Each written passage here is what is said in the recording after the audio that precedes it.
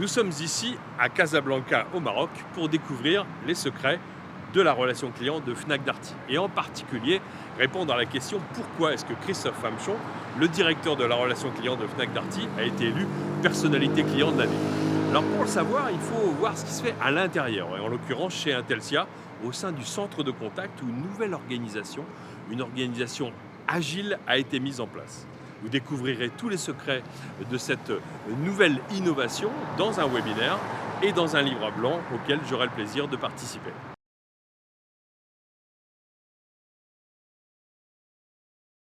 Bonjour, bienvenue dans ce webinaire organisé par Intelsia. Mon nom est Thierry Spencer, je suis l'auteur du blog Sens du client et directeur associé de l'Académie du service. Alors aujourd'hui c'est un grand jour parce que nous avons plusieurs célébrations, si je puis dire, et plusieurs événements. La première célébration, c'est les 2 ans de la nouvelle organisation agile qui a été mise en place ici à l'initiative de Fnac Darty avec la collaboration d'Intelsia. Et puis deuxième événement, c'est la sortie d'un livre blanc que je vous recommande. Alors là, j'en ai un exemplaire papier entre les mains, vous pourrez le télécharger, il est extrêmement riche de témoignages et également de chiffres, ce qui est assez rare d'ailleurs pour un livre blanc, et vous pourrez bientôt le télécharger. Alors, le thème de ce webinaire est l'organisation agile est-elle le modèle du futur?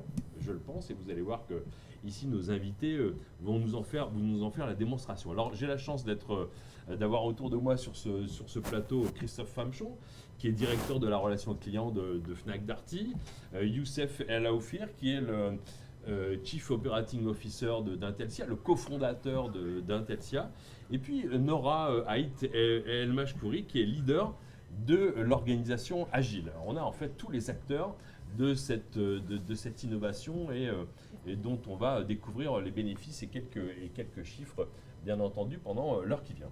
Alors, je voulais, en guise d'introduction, vous dire que je suis vraiment content d'être ici parce que ça me rappelle un de mes voyages aux États-Unis, il y a 10 ans, lorsque je suis allé à Las Vegas. Et vous devinez pourquoi Las Vegas, non pas pour jouer, mais pour aller chez Zappos. Zappos, une entreprise un peu emblématique dont on a beaucoup parlé d'ailleurs dans le domaine de la relation client. Et vous vous souvenez peut-être de ce livre, Delivering Happiness, qui est devenu l'entreprise du bonheur en français, un livre que je vous recommande. Donc écrit par Tony Zier, qui est le cofondateur de Zappos, une entreprise de vente à distance, une filiale d'Amazon, qui a mis en place dans son centre de contact un certain nombre d'initiatives dans le domaine surtout du management. Alors avec plus ou moins de succès, mais en tout cas ce sont des expérimentations, c'est la volonté de faire progresser la relation client par le biais du management. Et puis, deuxième source pour moi de lecture et de réjouissance aujourd'hui, c'est le livre de Vinette Nayar que vous avez peut-être aussi lu, que je vous recommande. Les employés d'abord, les clients ensuite. Alors, c'est un titre un peu provocateur, on en parlait tout à l'heure avec Youssef. Donc, ce livre de Vinette Nayar, l'ancien PDG de HCL Technologies, qui est une SS2I indienne. Et là, il parle de repenser la posture du manager au service des collaborateurs qui eux-mêmes sont en contact avec le client. Donc vous voyez ici des sources d'inspiration et de réflexion. Et puis, bien sûr, le livre, alors, à vrai dire, je ne suis pas le meilleur pour en parler, puisque vous allez voir aujourd'hui, les participants de cette table ronde se sont inspirés de ce livre de Frédéric Laloux, Reinventing Organizations, donc, qui existe en plusieurs langues. Même, vous pouvez, Christophe nous disait tout à l'heure qu'il y avait même une vidéo sur YouTube qui durait 20 minutes, qui était un bon résumé. Mais c'est un livre qui est très très complet sur la réinvention finalement de l'organisation au profit du client. Alors en guise d'introduction, avant de vous passer la parole, je voulais quand même partager avec vous un certain nombre de choses, notamment des chiffres très récents qui viennent du baromètre de la symétrie des attentions. La symétrie des attentions est le principe selon lequel la qualité de la relation client doit être symétrique de la qualité de la relation à l'intérieur d'une organisation. Finalement, on parle de ça ici, aujourd'hui en l'occurrence. Et dans ce baromètre, on apprend un certain nombre de choses. Premièrement, il y a un chiffre qui dit qu'il y a un écart de 14 points entre l'affirmation les équipes au contact du client ont l'autonomie nécessaire pour apporter le meilleur service au client. Ça, c'est le point de vue des collaborateurs. Et les personnes au contact du client ont l'autonomie nécessaire pour rendre le meilleur service du point de vue des clients. Alors, d'un côté, les collaborateurs s'estiment autonomes à 55%, et de l'autre, les clients estiment cette autonomie à seulement 41%. Donc, on se voit toujours plus beau qu'on est, si je puis dire, en termes d'autonomie. Et on voit effectivement que les clients ne perçoivent pas chez les collaborateurs en contact l'autonomie, la marge de manœuvre qui est vraiment utile à une relation client efficace. Le deuxième chiffre, qui me semble encore bien plus important, c'est qu'à nouveau, les collaborateurs surestiment de 18 points cette affirmation sur l'autonomie et l'initiative. Écoutez bien, 50% des collaborateurs, donc un collaborateur sur deux, est d'accord avec la proposition suivante. La prise d'initiative est encouragée et le droit à l'erreur est reconnu. Vous voyez, on est encore, et ça sont des chiffres sur plus de 11 secteurs d'activité, donc assez représentatifs, qui nous dit que finalement, il n'y a qu'un collaborateur sur deux qui pense qu'il y a suffisamment d'initiatives au sein de son entreprise et qu'on reconnaît le droit à l'erreur. Alors quand on regarde du côté des clients en symétrie, si je puis dire, eh bien on voit que seulement 32% des clients, c'est-à-dire un tiers, sont d'accord avec la proposition suivante. Ils sont capables de s'affranchir des règles pour me satisfaire. Et là, on voit donc qu'il y a un véritable enjeu managérial. Donc la capacité à sortir du cadre au bénéfice de la satisfaction du client et de l'engagement du collaborateur. Et enfin, troisième chiffre, 56% des collaborateurs estiment qu'il faut en sorte de résoudre les problèmes des clients. Donc, je dirais qu'il y a cet enthousiasme et cette bonne volonté, et c'est tout à fait louable de la part des collaborateurs qui disent, bien sûr, avec tous les moyens qui sont à notre disposition, on arrive à résoudre les problèmes des clients. Et sauf que quand on demande aux clients, eh bien, les clients ne sont pas du tout du même avis.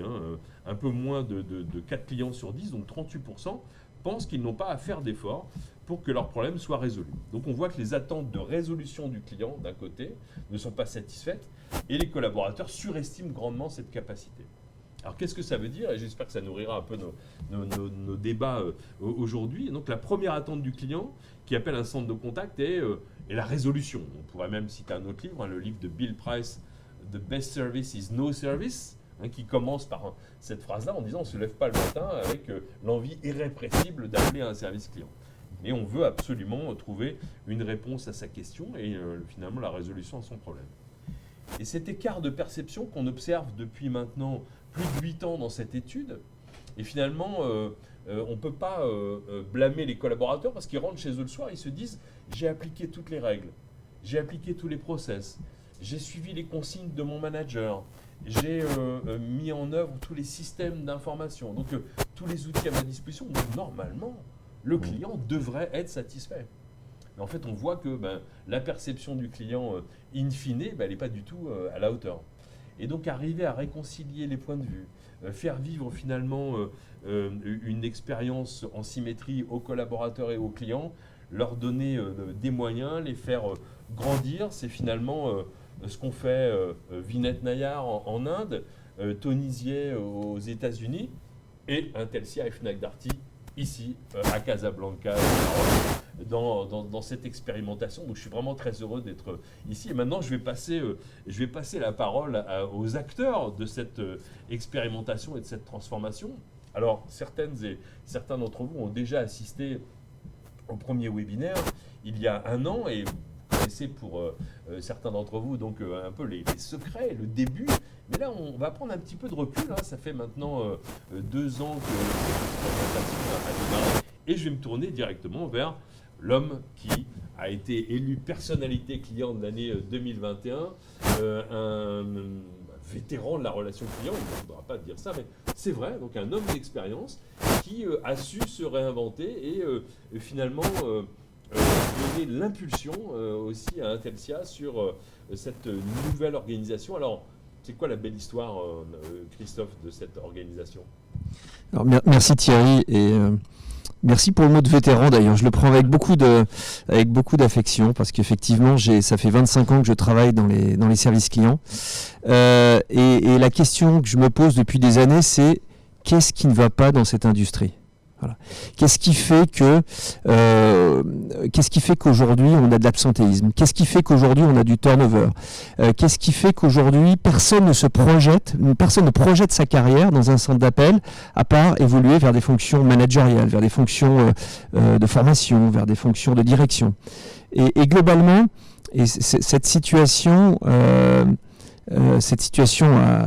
cours depuis des années, mais je me suis dit, il faut qu'on redonne de la fierté, il faut qu'on redonne de l'ambition, il faut qu'on redonne juste le goût de faire son travail dans un centre d'appel, alors qu'effectivement, aujourd'hui, mais je pense qu'on est tous pareils, personne ne rêve de voir ses enfants travailler dans un centre d'appel. C'est pas une carrière qu'on imagine pour ses enfants. Et puis, du point de vue du consommateur, et tu l'as dit, personne ne prend son téléphone le matin en disant « chouette, je vais appeler un service consommateur ». Donc, finalement, c'est un métier qui n'est pas forcément bien vécu de l'intérieur et qui n'est pas forcément bien vécu du côté du client.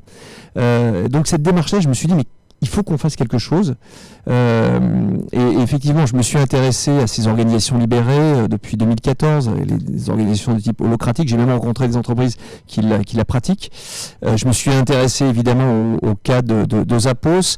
J'ai lu un article qui a été un déclencheur en 2018 de Dean Groman sur le superviseur est-il vraiment indispensable dans un centre d'appel, qui était un élément déclencheur.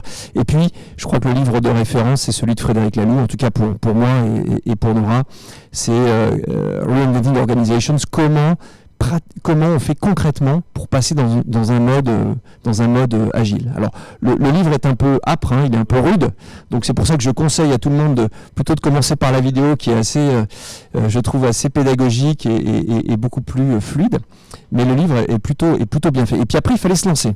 Voilà, il fallait se lancer. Donc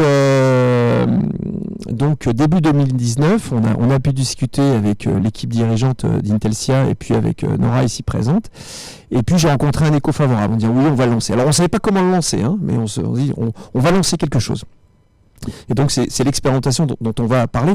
Je crois même qu'on peut dire que ce n'est plus une expérimentation, puisqu'il y a plus de 100 personnes qui travaillent dans ce mode-là sur 2 sites. Voilà, donc on est vraiment sur une grosse organisation.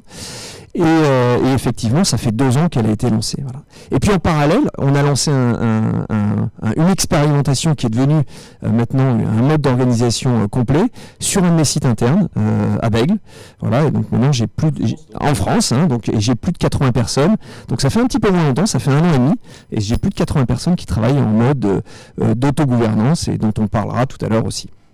Voilà la petite histoire, mais qui ne fait que commencer. Merci beaucoup pour ce témoignage et cette introduction. Alors, on a commencé par le client, si je puis dire, ici par Christophe Famechon, donc le directeur de la relation client de Fnac Darty. Et c'est le moment d'écouter Youssef El Aoufir qui est juste à ma gauche. Alors tout d'abord, je vous remercie de votre invitation parce que ça me fait plaisir de découvrir cet environnement qui me rappelle aussi de très bons souvenirs. Et j'aimerais vous demander vous aussi de retracer un peu l'histoire de cette collaboration. Alors j'ai dit tout à l'heure que vous étiez le cofondateur d'Intelsia et vous êtes son general manager. Et j'ai vu ici, et d'ailleurs on le voit tout autour, alors vous ne le voyez pas à l'écran, mais en visitant vos superbes bureaux ici à Casablanca, on voit votre signature. Et la signature c'est We Dream, We Care, We Do. On rêve, on prend soin et on fait. Alors est-ce qu'on peut dire qu'avec cette innovation, vous avez vraiment illustré, si je puis dire, cette promesse ? Alors tout d'abord, merci Thierry, merci Christophe et Nora d'assister avec nous à ce webinaire et bienvenue à tous chez Intelsia. Alors effectivement, on est complètement dans notre ADN, on est complètement dans notre devise We Dream, We Care, We Do. On rêve et ça se voit aujourd'hui dans notre développement, dans le développement de l'entreprise, dans sa croissance, mais on ne rêve pas uniquement sur la partie on va dire, développement de l'entreprise, de son business, mais également en termes de possibilités, en termes d'expérimentation, en termes d'audace pour aller faire essayer de nouveaux modèles, essayer de nouvelles approches pour apporter de la satisfaction à nos clients donneurs d'ordre et à leurs clients finaux. Donc on est complètement dans ce premier axe et d'autant plus que ce premier axe sert complètement et parfaitement le deuxième axe qui est le We Care. Parce qu'effectivement, la promesse qui était portée par ce modèle, c'est une promesse d'autonomisation, de responsabilisation, de développement des compétences, de prise de responsabilité et finalement de motivation et de fierté du métier donné aux collaborateurs qui sont sur ce type d'organisation. Et pour nous, à partir du moment où ça servait cette dimension, alors bien évidemment, il y a eu des hésitations, il y a eu des réflexions sur le fait que ce modèle puisse tenir la route ou pas, mais à partir du moment où le cœur du système, du moteur était le collaborateur et que cette expérimentation pouvait lui permettre de s'épanouir plus, l'hésitation a finalement duré très peu de temps et on s'est engagé complètement avec Christophe pour monter ce projet et le développer progressivement dans le temps. Et effectivement, finalement, la partie We Do, après maintenant 1 an et demi, voire 2 ans du lancement de ce projet, des choses concrètes ont été réalisées. Nous sommes aujourd'hui sur un projet qui a été déployé sur 2 sites, sur Casablanca, dans nos locaux ici, sur Meknes. Il a été déployé sur 5 activités différentes, donc ce n'est pas resté cantonné on va dire, au premier test initial, mais on a considéré que c'était suffisamment porteur de promesses pour pouvoir le mettre sur d'autres activités. Il concerne aujourd'hui un nombre de collaborateurs important, donc on n'est plus du tout sur le laboratoire, mais réellement sur un projet. Alors je ne dirais pas industriel parce qu'on veut éviter ce terme, mais on est en train de passer vers un modèle avec un grand volume, avec un grand volume, et puis avec des résultats qui tiennent la route. Donc on peut effectivement complètement le confirmer. On est vraiment sur le We Dream, We Care and We Do. Bon, merci beaucoup pour cet éclairage et bravo pour cette aventure qui ne fait que débuter. Alors, normalement, on aurait dû commencer par vous, et je vous prie de m'excuser, mais vous êtes peut-être la personne la plus importante ici, parce que c'est vous la pilote, en fait. Et je veux parler, en fait, ici de Nora Haït et El Mashkouri. Donc, vous êtes le pilote, vous êtes celle qui transformait, vous êtes celle qui est du We Dream, We Care ou We Do. On fait vraiment, on expérimente, et je sais que vous avez lu attentivement le livre Reinventing Organization. Vous aussi, vous posez des questions sur la meilleure façon de manager au service du client. Comment est-ce que vous avez vécu cette aventure de votre point de vue? Alors, donc merci à tous, parce que en fait, j'ai pas été seule. Donc là, je peux dire merci à Christophe et je peux dire merci à Intelsia et à Youssef, parce que grâce à eux, on a mis quelque chose en place qui n'existait nulle part au niveau de Fnac Darty, ni chez Intelsia. Et en même temps, ça nous a permis de lancer une expérimentation et moi, je me suis basée vraiment sur le livre, parce que le livre m'a beaucoup intéressée. Je l'ai lu en anglais, donc ça a été encore plus difficile pour moi. Donc j'ai essayé d'en faire la bonne traduction directement sur le terrain. Quand j'ai commencé à lire le livre, je me suis dit, c'est peut-être utopique. Et en fin de compte, quand Christophe m'en a parlé et Youssef m'ont dit, écoute, on est partant, donc on y va. On a commencé, pour vous dire à quel point on avait peur du lancement, on a commencé quand même avec 3 personnes. Donc ce que j'avais dit déjà l'an dernier, c'est que les 3 personnes, ça a été, on est resté 1 mois et demi avec 3 personnes pour essayer de mettre en place les fondations. Et une fois qu'on est arrivé là, on a commencé à se poser les bonnes questions, de savoir comment on allait faire rentrer les personnes dans l'équipe. Donc comment on allait mettre en place le recrutement, parce que le recrutement, il fallait que ça change, étant donné que pour moi, il était plus clair que ce soit les personnes au sein de l'équipe qui choisissent leurs collègues. Et c'est là, en fait, où on s'est rendu compte que c'était beaucoup plus parlant. Et en fait, on voyait les résultats, parce que quand on allait choisir les personnes, on misait un petit peu sur eux.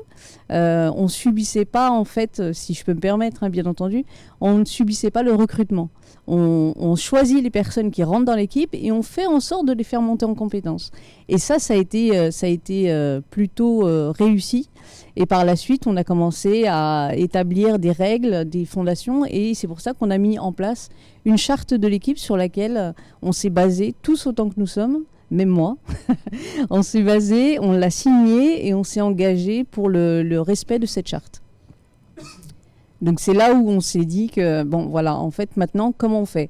On met en place cette charte. Cette charte-là, on s'est vraiment basé dessus. Et c'est là où je vais redire un petit peu ce que vous avez tous dit. On est à 145 personnes sur 2 sites. On fonctionne vraiment en toute autonomie, c'est-à-dire que les ateliers qualité, tout se fait au sein de l'équipe. Et il y a une répartition des tâches qui fonctionne plutôt bien à l'heure actuelle et qui me permet de dire que l'équipe est totalement autonome à l'heure actuelle.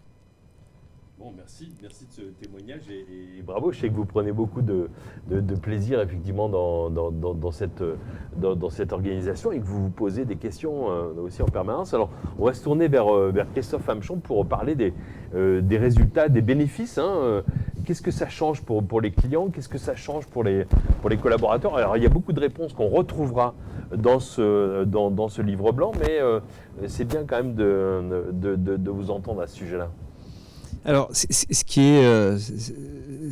crois que ce qui est fondamental, c'est la capacité de libérer les énergies et le leadership au sein des équipes. Voilà. Alors, les bénéfices sont, je dirais, de l'ordre de l'efficacité, parce que c'est quand même ça. En donnant la possibilité aux personnes d'accéder à la bonne information pour prendre des décisions, on est souvent beaucoup plus efficace. Voilà. Plus efficace vis-à-vis du client, mais plus efficace au niveau interne. Nora parlait du recrutement. Quand on choisit ses collègues, quand on se choisit au niveau d'une équipe, en général, globalement, c'est un acte fort pour intégrer, former et informer ses collègues, puisque ça fait partie de la même équipe. Pour reprendre une image, on passe d'une organisation hiérarchique de type armée, avec différents strates hiérarchiques, à une organisation de type commando. Voilà. Commando, c'est pas pareil. C'est-à-dire que le chef du commando, il est avec ses collègues au front. Et je pense qu'on est dans une organisation, je dirais, beaucoup plus évidemment flat, beaucoup plus horizontale, mais également où, dans une équipe, on se distribue les rôles. Et on se distribue les rôles en fonction des compétences. Voilà. Moi, je vais être meilleur en qualité. Toi, tu vas être meilleur en animation des indicateurs. Toi, tu vas être meilleur en formation, etc. Donc, la répartition des rôles au niveau d'une équipe se fait de manière naturelle. Et chacun peut progresser. Voilà. Donc ça, je pense que c'est en termes d'efficacité et de coordination, c'est un peu comme dans la vie de tous les jours. D'ailleurs, on dit souvent que ces organisations ne sont pas des organisations industrielles, mais plutôt des organisations organiques, où finalement, chacun trouve sa place en fonction à la fois de ses compétences, mais également de sa volonté. Voilà. Et là, c'est un autre sujet qui est assez important aussi, c'est que ces organisations, avec une responsabilité distribuée, ça ne coule pas de source, sinon tout le monde l'aurait mis en place depuis très longtemps. Donc ça veut dire, et ça c'est aussi un des grands enseignements qu'on a pu avoir, qu'il faut du temps, chacun va à son rythme, certains prennent le leadership naturellement, d'autres un petit peu moins, et puis on est sans arrêt dans l'interrogation sur le bon modèle. Voilà, on rentrera peut-être dans le détail, mais on est sur cette interrogation permanente. Donc ça veut dire qu'on s'oblige intellectuellement, et je pense que c'est bien pour tout le monde, ça permet de grandir, sur est-ce que c'est le bon modèle d'organisation, est-ce que c'est le bon process, est-ce que c'est la bonne manière de traiter les clients. Et ces questions, sans arrêt, elles viennent s'alimenter. Et je dois dire qu'il y a un effet miroir entre ce qu'on peut mettre en place ici chez Intelsia et ce que je peux mettre en place en interne chez Fnac Darty. Et on échange régulièrement. D'ailleurs, les modèles sont relativement différents et on s'enrichit mutuellement. Donc je dirais que c'est un bénéfice assez fort, puisqu'on fait grandir tout le monde en leur donnant la possibilité d'exprimer et surtout d'agir. Voilà.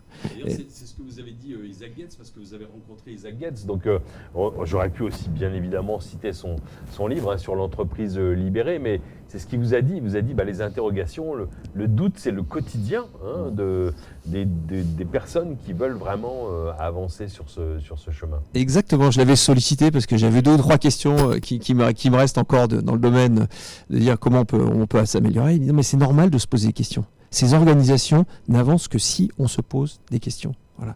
Donc c'est à la fois déstabilisant et en même temps c'est assez passionnant, puisque ça nous oblige en termes de posture à être toujours à être toujours sur le qui-vive. Voilà, donc je trouve ça assez formidable. Merci. Alors, Youssef El Aoufir, en fait, quand on entend les bénéfices, quand on voit le sourire qui s'affiche sur le visage de Nora ou de Christophe, on a un client heureux, on a des vrais résultats que vous allez découvrir ici dans le détail. On peut se demander, parce que vous, au quotidien, vous avez des dizaines de clients de très très grande taille aussi, internationaux, dans votre groupe. On peut se demander, mais pourquoi est-ce que toutes les entreprises n'adoptent pas ce modèle en fait ? Alors effectivement, c'est une question très intéressante et très, on va dire, compliquée à traiter. Moi, je dirais tout simplement que ça vient on va dire, d'une très forte volonté de garder le contrôle sur ce qui se passe chez les prestataires. Aujourd'hui, vous vous mettez à la place de n'importe quelle entreprise qui externalise une partie ou la totalité de sa relation client. Elle confie complètement l'une des choses les plus importantes de son, on va dire, de sa relation, de son expérience. De son expérience et puis de son existence à une tierce partie. Et donc, on va dire, c'est un acte qui est très fort, c'est un acte où on transmet complètement une partie de ces interactions et des interactions extrêmement stratégiques. Et on a besoin d'être sûr que ce qui est transmis va être traité d'une certaine manière pour garantir un résultat. Alors ça, c'est la première composante. La deuxième composante, c'est que nous sommes dans une industrie de production de services. Nous ne sommes pas dans de la production de biens où on fine-tune des machines et on a un résultat qui est prédictible. On est sur du delivery de services humains qui va être extrêmement variable d'une personne à l'autre et va être extrêmement variable pour la même personne à différents moments de la journée ou de la semaine, etc. Parce que c'est justement un être humain.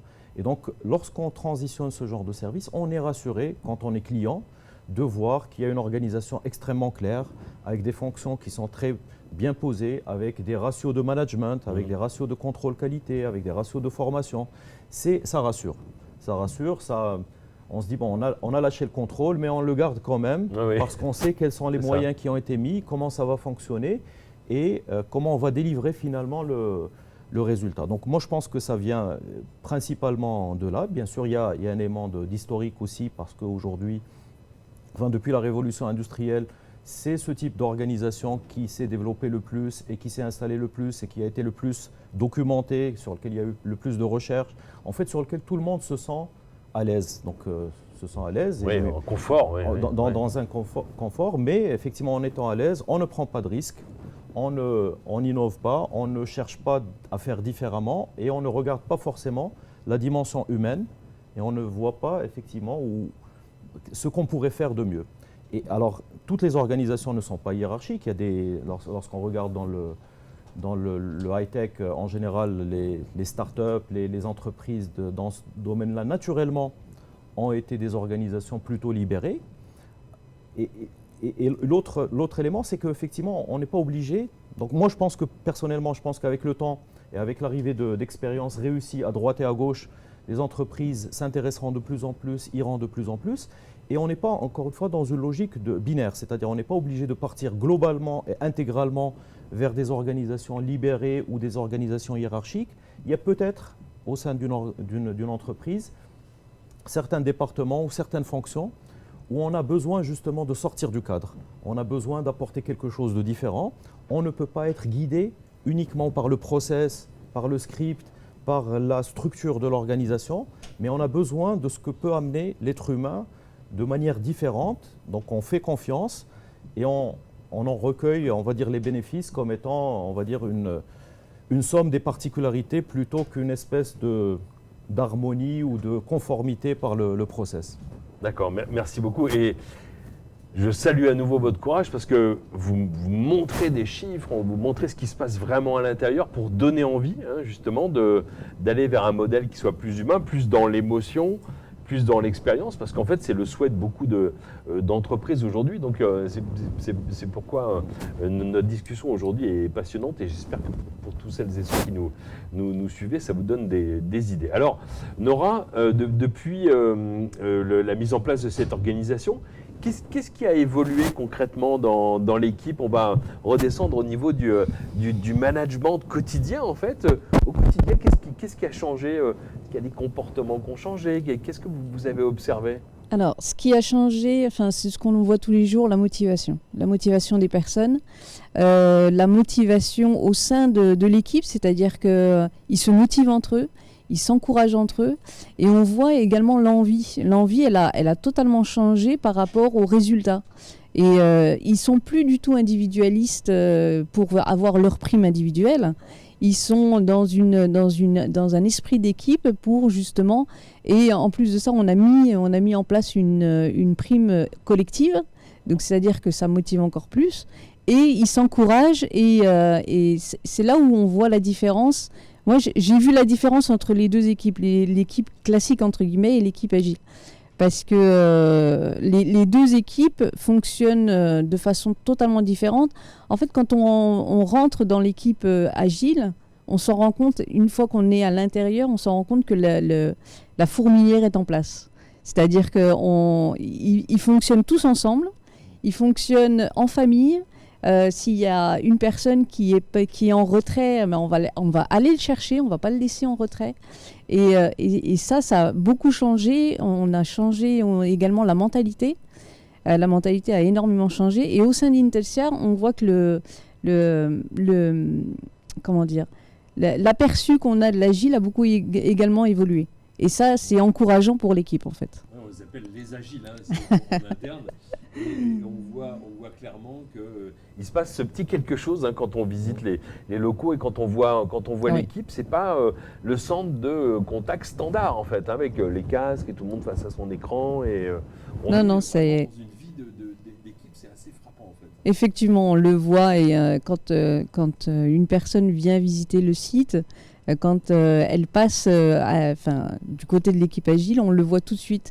Et ils sont dans une famille, et ils font en sorte que le boulot soit fait, tout en restant convivial entre eux. Par exemple, le samedi matin, ils ont trouvé la motivation ils cherchaient une motivation, et maintenant ils font un brunch le matin. Comme ça, au moins, ils se disent, bon voilà, on sait qu'on travaille le week-end, c'est pas super évident, on va manger tous ensemble pour se donner envie. Et donc le samedi matin, ils se font un brunch tous ensemble pour pouvoir se motiver. D'accord.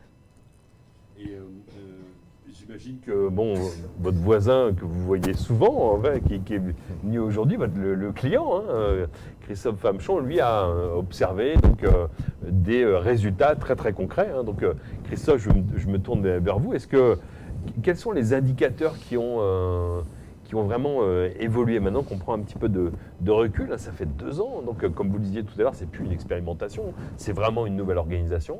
Qu'est-ce qui a vraiment changé aussi? Alors, ce qui est important, c'est qu'au départ, on est parti à l'aventure sans savoir ce qui allait se passer, où est-ce qu'on allait améliorer la performance. Donc on a eu des déconvenues. D'ailleurs, j'allais dire, parfois on est passé d'échec en échec jusqu'au moment où on arrive à des choses qui tiennent la route. Ce qui est vraiment important, c'est la mesure, l'impact que ça peut avoir sur l'absentéisme et l'engagement des collaborateurs. Alors, en France, chez Fnac Darty, les équipes agiles. Alors, j'enlève 2020 parce que 2020 est une année un peu spéciale. Même s'il y a eu quand même des résultats assez passionnants, en 2019, on avait un taux d'absentéisme à Bègles à 12%. On est passé cette année, vous voyez, on est à 10 mois d'activité à 3%. Donc on a divisé. On parle bien du site interne. Site interne, ouais. Qui est exactement. Ouais. Les mêmes principes, on pourrait dire, même si c'est pas tout à fait. Exactement. Ouais. Donc on a divisé par 4 l'absentéisme. Voilà. Et honnêtement, on n'a rien fait de spécial. On a simplement mis en place les bases de l'organisation, et puis elle évolue. Voilà. On mesure également tous les mois le niveau d'engagement des collaborateurs. Alors, c'est une espèce de NPS interne où on demande aux collaborateurs, est-ce que vous recommanderiez Fnac Darty comme une entreprise où il fait bon travailler, Donc même chose, 9 à 10, etc. Bon. On est passé en 2019, alors l'ensemble des centres d'appel était négatif, donc on avait un NPS d'engagement qui était négatif. On était à moins 27 sur Bègles. Voilà. Depuis qu'on est passé en mode agile, on est à plus 20. Donc on a gagné 47 points d'engagement.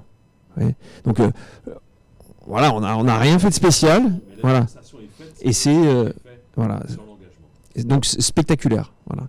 Alors il y a des hauts, il y a des bas, il y a eu des moments plus forts, des moments plus difficiles, etc. Mais globalement, voilà les résultats d'un point de vue, on va dire, collaborateur. D'un point de vue client, là aussi, alors, il faut toujours faire attention aux comparaisons parce que les années sont un peu différentes, mais globalement, on le voit au Maroc et on le voit en France, on a gagné sur le NPS entre 10 et 20 points. Alors je parle de moyenne, parce qu'effectivement, il y a des mois qui sont un peu moins bons, d'autres qui sont meilleurs.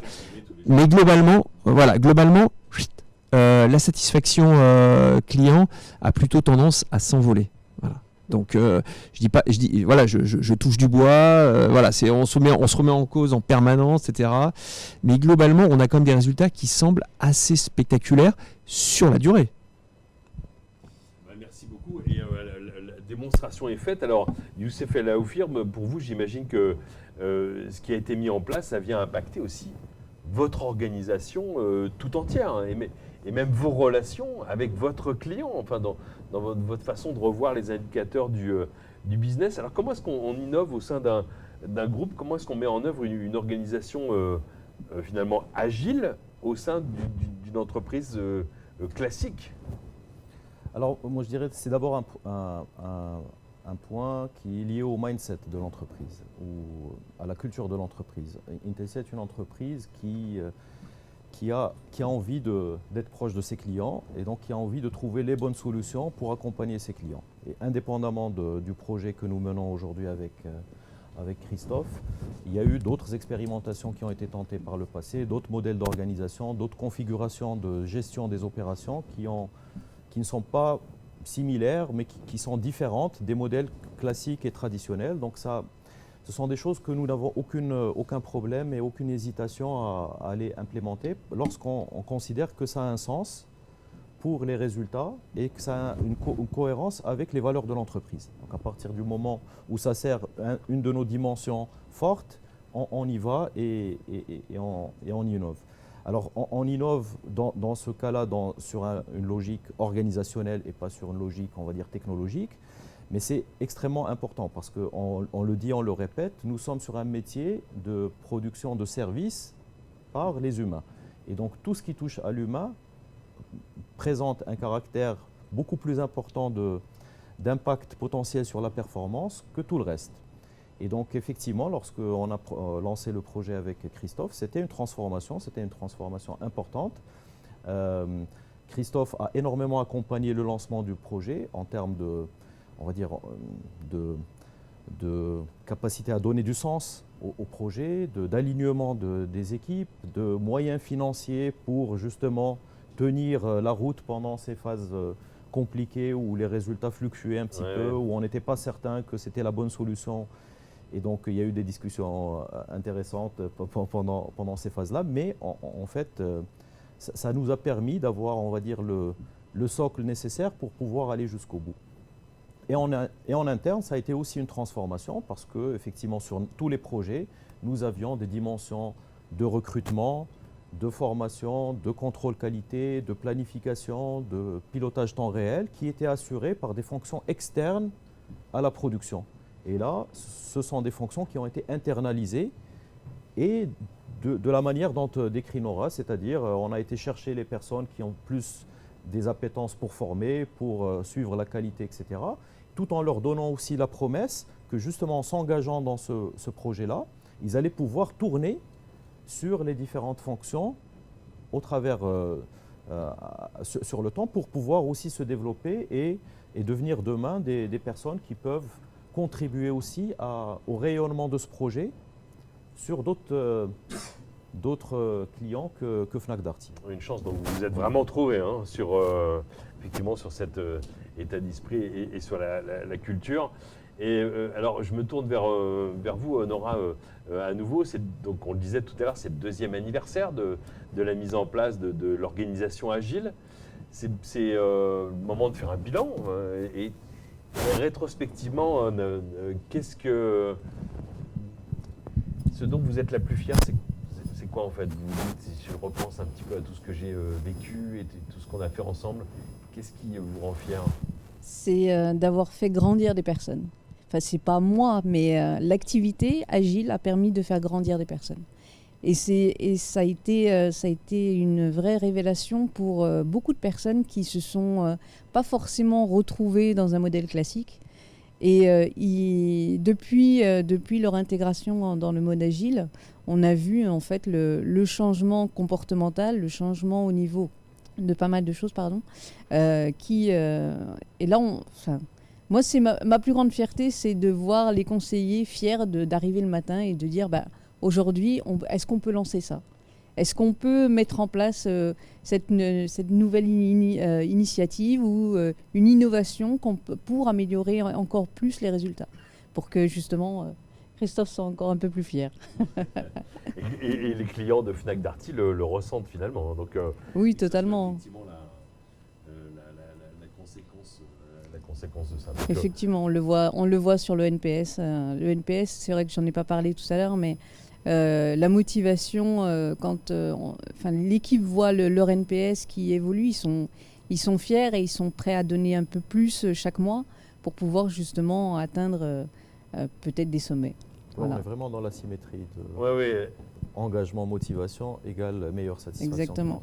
Oui, bien sûr. Et vous en apportez la preuve dans un secteur où on a du mal à aborder ça. Enfin, le client, j'aime pas trop dire le donneur d'ordre parce que ça me semble appartenir à du passé, mais le client, en fait, aujourd'hui, la plupart des clients demandent, et c'est ce que disait tout à l'heure Youssef, demandent du contrôle. Et là, vous offrez des perspectives nouvelles qui changent beaucoup d'indicateurs, et je trouve ça remarquable. Et merci de le partager, parce qu'en fait, très souvent, il y a beaucoup d'expérimentations qui se font, et les gens testent un peu ce qu'ils font, parce qu'ils ont peur de montrer aussi les échecs ou les limites du système. Là, on se dit que vous êtes dans une organisation apprenante et évolutive. Donc, totalement, il y a encore des choses à apprendre, il y a encore des choses à rectifier. On n'est pas à 100% au max, comme on dit, mais on sait qu'il y a encore beaucoup de choses à modifier, il y a beaucoup de choses à continuer pour justement grandir un peu plus. Merci beaucoup. Merci à vous. On va aborder la conclusion de ce webinaire avant de vous donner la parole si vous avez des questions à nous poser. Donc c'est peut-être le moment de répondre à la question du webinaire. Notre webinaire pose une question. On se demande, est-ce que le modèle agile, est-ce que c'est le futur de la relation client, Christophe Famchon ? Alors, en 2019, j'aurais été bien incapable de répondre à cette question. Lorsqu'on a fait cette expérimentation, je me suis dit, tiens, j'aimerais changer un truc. Parce qu'il s'est passé quand même pas mal de choses. Alors, exactement. J'allais dire, pour répondre à cette question, l'autre question, c'est qu'est-ce que vous faisiez le 16 mars 2020 ? Parce que globalement, ça a changé complètement. Regardez les infos. Voilà. Et nous, on dit, mais comment on va faire pour gérer tout ça ? Voilà, donc, cette violence de ce qui s'est passé à tout point de vue. Alors cette rupture, on va dire, cette rupture incroyable qui nous a affecté personnellement, mais également qui a affecté nos organisations, finalement, je me dis, heureusement qu'on avait lancé cette initiative, parce que globalement, on s'est retrouvé avec des gens en télétravail, on a encore un nombre de personnes en télétravail énorme, et donc il faut faire évoluer nos pratiques managériales. Donc rien que pour ça, je dirais que je suis pas sûr que ce soit l'élément de réponse définitif, mais en tout cas, c'est un élément de réponse que moi j'ai incorporé en disant il faut donner de l'autonomie de l'agilité. Alors, je dirais d'autant plus que Darty, c'est quand même presque 50 ans de contrat de confiance. Donc, si le client il attend il fait confiance à notre enseigne, à notre marque, nous pourquoi on ferait pas confiance de manière intégrale à nos collaborateurs. Donc cette symétrie du contrat de confiance, je pense qu'elle s'applique d'autant plus dans une entreprise comme la nôtre. Voilà, je pense qu'il n'y a que ça. Et donc, oui, rien que pour ça, je pense que c'est un élément important. Mais ce n'est pas le seul, parce que aujourd'hui, on l'a pas évoqué, mais la digitalisation de l'économie qui s'avère depuis 1 an et demi fait qu'on a aussi une digitalisation de la relation client. Donc de plus en plus, aujourd'hui, on est à quasiment 30%, on a même dépassé les 30% de contacts digitaux. Quand vous répondez à un de contacts entrants, quand on prend le volume des contacts clients, on se dit qu'il y en a voilà, 3 qui est vraiment voilà, numérique. plusieurs millions via le chat, les réseaux sociaux, les messageries instantanées.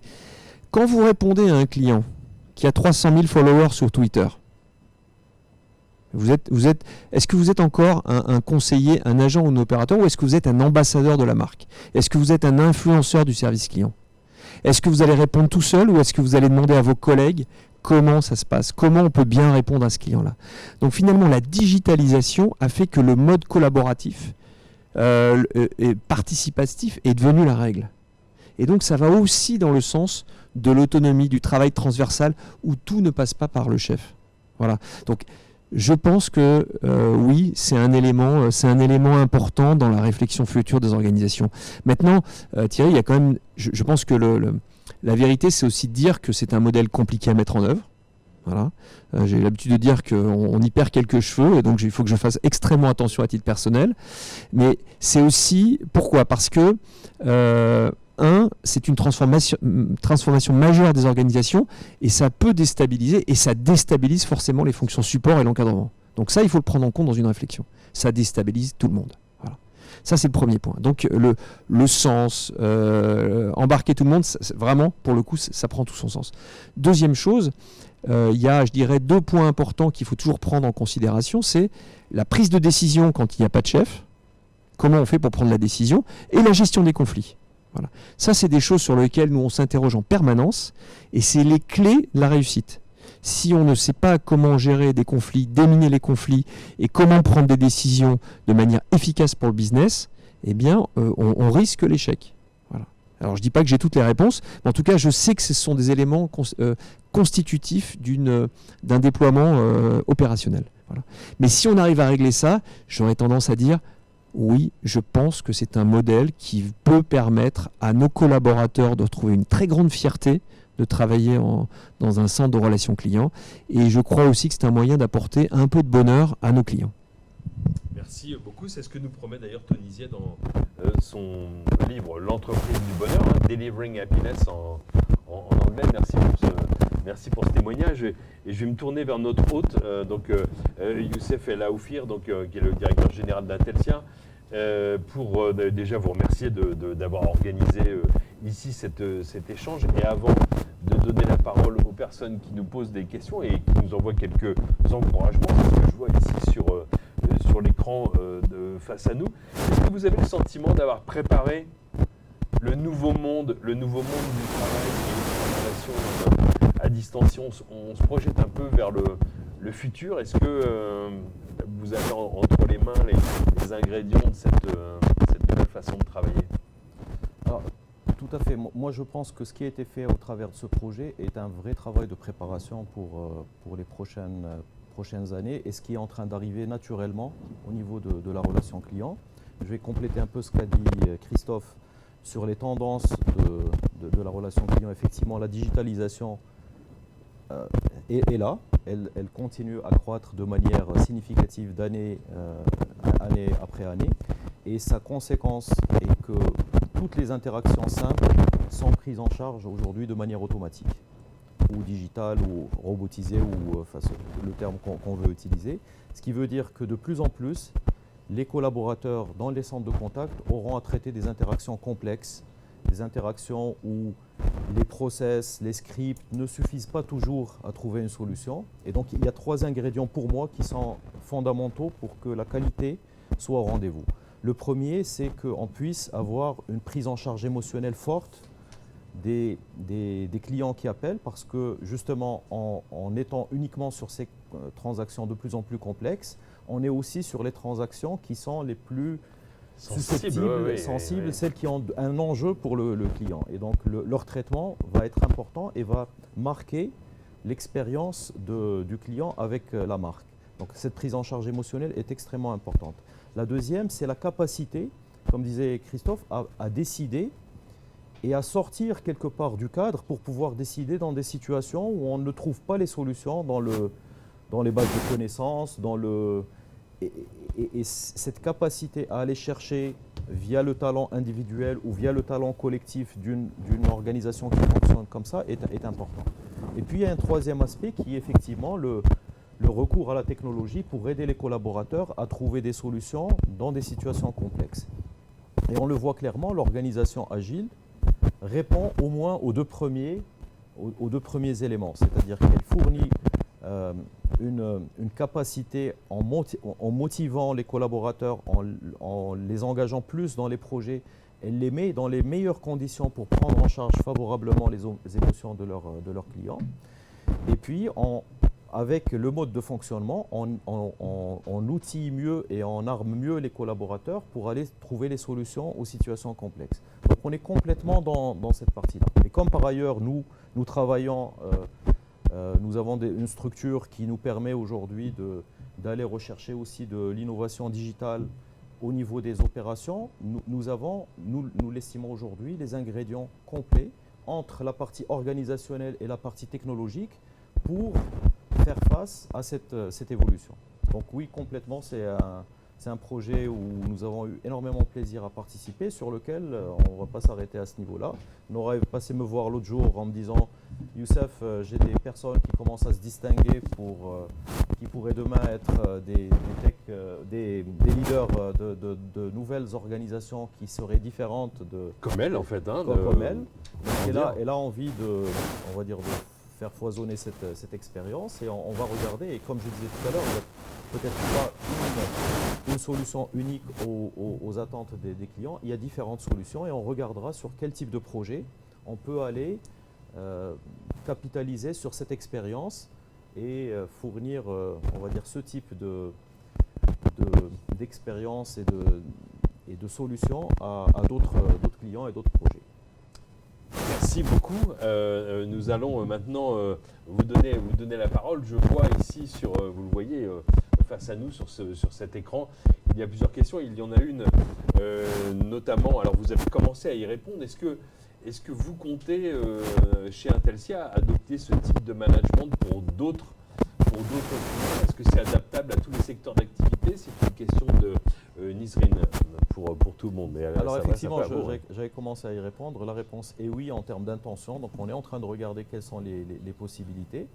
Maintenant, il faut le dire, on va dire l'engagement du client est fondamental pour la réussite de ce type de décision. On ne peut pas nous-mêmes, en tant que fournisseur de services, sans Christophe Famchon, voilà, ça ne marche pas. Il nous faut d'autres Christophe Famchon. Il faut que Christophe puisse, alors un appel à tous, il nous faut d'autres évangéliser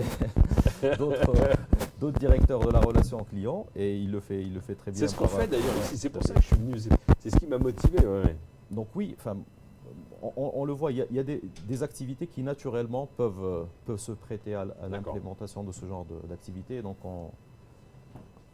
on ira dans ce sens là où ça sera possible et là où on aura des clients engagés avec nous. Prêt à répondre, prêt à expérimenter. Nora aussi est tout à fait prête.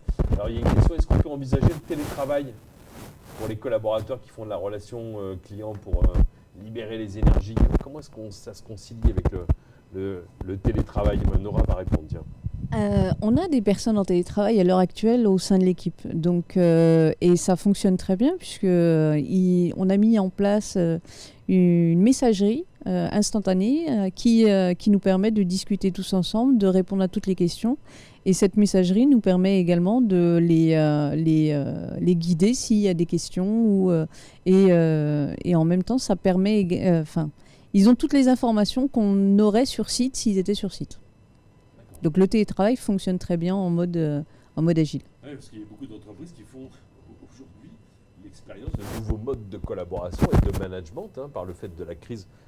Christophe y a fait référence. Beaucoup de choses ont évolué. Il y a d'ailleurs une question qui pourrait s'adresser à vous deux et qui est, alors merci pour ces interventions enrichissantes. Selon vous, quelles sont les possibilités pour réussir la transformation agile de son organisation collaborateur client? Alors, il y a pas mal de réponses dans les différents livres d'ailleurs qu'on a cités, dans les livres blancs. On pourrait dire par quoi on commence, c'est quoi les grandes étapes. Un bon conseil finalement, c'est ce que nous demande ici, je vois, c'est Bézine qui pose la question. Ouais, alors, si seulement je savais. Si seulement je savais. Alors j'avais, je crois que c'est une remarque d'Isaac Getz aussi d'ailleurs, qui disait, mais arrêtez de chercher la perfection, juste il faut essayer. Voilà. Donc je pense que malheureusement, Bézine, il n'y a pas de modèle particulier. Je pense que chacun doit trouver sa voie. Alors il y a des principes de fonctionnement très bien. Enfin, je pense que le livre de Frédéric Laloux, pour le coup, est hyper bien structuré. Donc le conseil, c'est le lire. En tout cas, s'inspirer de lui. Je pense que là, on a des bonnes méthodes. Je dirais un peu en amont, il faut une volonté de faire mais vraiment une volonté de faire FER et FAIRE de la part de la direction. S'il y a bien un rôle de leadership à avoir à un moment donné, c'est de dire on y va, on le fait. Et les entreprises que j'ai rencontrées avant ce déploiement, ça venait tous d'une volonté de dire il faut que je change quelque chose. Et souvent, ça venait de dirigeants un peu parano, un peu comme moi, c'est-à-dire qui avaient besoin d'un contrôle absolu et qui se disent à un moment donné ça ne suffit plus. Donc c'est un vrai travail, je pense qu'il y a déjà un travail à faire sur soi-même pour dire j'accepte de lâcher le contrôle. C'est ce que dit Vinet. Ah, je l'ai pas lu. Les employés d'abord, les clients ensuite. Il dit ça commence par soi en fait. Ah bah oui, c'est un travail. Donc c'est peut-être une réponse à faire à Basile. C'est comme c'est une démarche de chez vous. développement personnel finalement, mais à l'échelle de l'entreprise, avec une recherche de coaching pour aller trouver ces Exactement. différents leviers différents. Donc ça commence par vous en fait, vous tous qui nous entendez. Lisez, échangez, repassez-vous ce webinaire, distribuez ce livre blanc, posez-vous des questions, échangez même avec Christophe et Nora sont là aussi pour certainement répondre à vos questions. Alors je vois des encouragements, des remerciements, bravo à tous. Merci. Pour ceux qui posent la question, est-ce que nous recevrons l'enregistrement? La réponse est oui, il y aura un replay et oui, vous aurez un livre blanc complet. Donc je me tourne vers les organisateurs et je leur demande si nous pouvons mettre fin à ce webinaire. En effet, oui. Est-ce que vous voulez ajouter quelque chose? Il me reste à vous remercier parce que je suis très heureux d'être aujourd'hui à Casablanca, ravi d'avoir fait votre connaissance, d'avoir découvert les agiles, comme vous dites, tous ceux qui sont en train de réinventer la relation client. Et on peut conclure, je sais que vous aurez du mal à le dire de façon si péremptoire, mais j'aimerais bien le dire, c'est dire que oui, l'organisation agile peut être un des futurs possibles, en tout cas positifs de la relation client. Merci à vous, merci beaucoup, à très bientôt, merci de nous avoir suivis sur ce webinaire.